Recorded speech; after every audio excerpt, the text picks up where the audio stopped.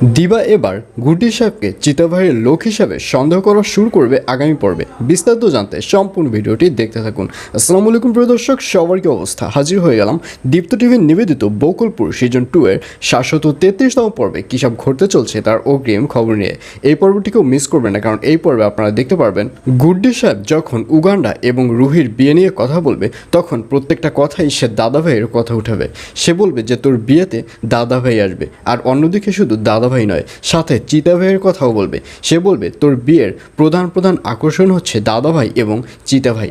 আর এইসব কথা শুনে দিবাকে দেখা যাবে সে এবার গুড্ডি সাহেবকে সন্দেহ করা শুরু করবে। দিবা এবার একদম শিওর হয়ে যাবে যে গুড্ডি সাহেবের সাথে দাদাভাই এবং চিতাভাইয়ের সংযোগ রয়েছে। আর যদি সংযোগ নাই থেকে থাকে তাহলে গুড্ডি সাহেব কেনই বা বলবে যে উগান্ডার বিয়েতে চিতাভাই আসবে, এবং শুধু চিতাভাই নয়, সাথে দাদাভাইও। আর এজন্যই এবার দিবাকে দেখা যাবে সে গুড্ডি সাহেবকে তার অফিসে আসতে বলবে। আর অন্যদিকে দিবানন্দিনীকে দেখা যাবে সে এবার ইচ্ছে করেই যাত্রাপালার মধ্যে একটা হজবরল পাকিয়ে পড়বে। কারণ দিবানন্দিনীর আসল টার্গেট তো যাত্রাপালা শুরু করা নয়, দিবানন্দিনীর আসল টার্গেট হচ্ছে যাত্রাপালাকে ধ্বংস করা। কারণ এই যাত্রাপালা থেকেই একদিন দিবানন্দিনীকে গণেশদা বের করে দিয়েছিল সামান্য কিছু টাকার জন্য। আর এর জন্যই দিবানন্দিনী এবার টার্গেট নিয়ে যাত্রাপালার মধ্যে ঢুকেছে।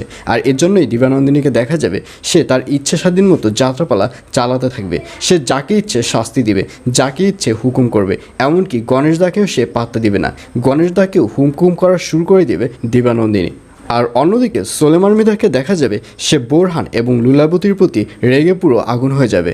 কারণ সোলেমান মৃধা কল্পনাই করতে পারে না যে বোরহানের মতো একজন চামচিকা সোলেমান মৃধাকে থ্রেট করবে। আর এর জন্যই সোলেমান মৃধাকে দেখা যাবে সে তার দলের শক্তি বাড়ানোর জন্য নতুন লোক নিয়োগ করার সিদ্ধান্ত নেবে।